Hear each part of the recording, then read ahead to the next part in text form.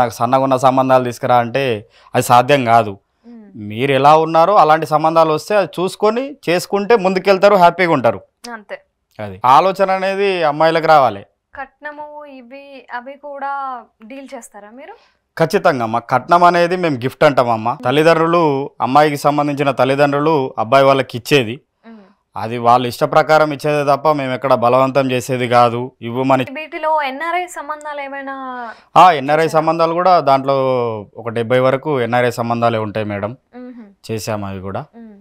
మరి ఈ క్వాలిఫికేషన్స్ అనేవి ఏమైనా ఉంటాయా? అంటే పర్టికులర్ గా ఇంత ఆస్తి ఉండాలనో లేకపోతే ఇంకేమైనా అలాంటివి ఏమైనా ఉన్నాయా? ఖచ్చితంగా అమ్మ. ఇప్పుడు ఉన్న కాలంలో అమ్మాయిలు అలాగే ఆలోచిస్తున్నారు కదా, పలానా క్వాలిఫికేషన్స్ కావాలని వాళ్ళ రిక్వైర్మెంట్ చెప్తారు, వాళ్ళకి అదే విధంగా చూస్తామమ్మా. అంటే వాళ్ళ క్వాలిఫికేషన్ తగ్గట్టు వాళ్ళకి చూస్తాం సంబంధాలు.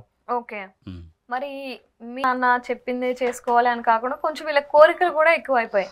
ఇంత ఆస్తి ఉండాలని, కారు ఉండాలని, కోట్లు ఉండాలని. అవును, అవి అయితే చాలా పెరిగిపోయినాయి అమ్మ. వింటలేరు ఇప్పుడు అమ్మాయిలు. ఇంతకుముందు ఏంటంటే పిల్లను మామూలుగా ఇప్పుడు పాతకాలంలో ఎట్లుండేది, మనకు ఒక 1980, 90, 2000 వరకు కూడా అమ్మాయిని చూపిస్తున్నారు అంటే డైరెక్ట్ కూర్చోబెట్టేసి డైరెక్ట్ పెళ్లి చేసేవాళ్ళు. ఇప్పుడు అట్లా లేదు, ఆ పరిస్థితే లేదు. అమ్మాయికి ఆ ఫోటో బయట పంపించి తల్లిదండ్రులకు పంపిస్తే వాళ్ళ అమ్మాయికి చూపిస్తారు. అమ్మాయి చూసిన తర్వాత ఆమె సెలెక్ట్ బాధపడుతున్నారు, మమ్మల్ని అప్రోచ్ అవుతారు. వాళ్ళ పిల్లగాడి ప్రొఫైల్ ఏదైతే ఉంటుందో వాళ్ళకి తగ్గట్టు చేస్తాము. ఎందుకంటే వాళ్ళు చాలా తిరిగేసి వస్తారు. ఆన్లైన్ ఏదో మనం వాళ్ళ పేరు వీళ్ళ పేర్లు కాకుండా ఆన్లైన్ లో సంప్రదిస్తారు. ఎక్కడ కాని పక్షంలో మా దగ్గరకు వచ్చిన వాళ్ళు ఉన్నారు. వాళ్ళకి మేము చేసిన సక్సెస్ కూడా అలాగే ఉంది. పెళ్లి చేశాము, వాళ్ళు హ్యాపీగా కూడా ఉన్నారు. అమ్మాయిలు కూడా చాలా మటుకు మారిపోయారు. అప్పట్లాగా అమ్మా